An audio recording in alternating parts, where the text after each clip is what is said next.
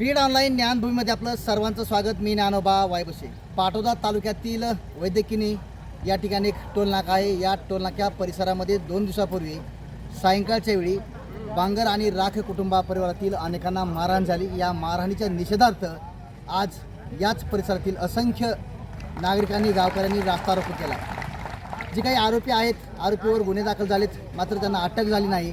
त्यांना अटक करावी आणि बांगर कुटुंबाला, राख कुटुंबाला, जे काही जखमी परिवार आहेत त्यांना न्याय द्यावा, याच धर्तीवर या ठिकाणी गेल्या 4 तासापासून रास्ता रोको सुरू आहे. पाटोदा पोलिसासह तहसीलदार या ठिकाणी आलेले आहेत, त्यांचं आश्वासन देत आहेत.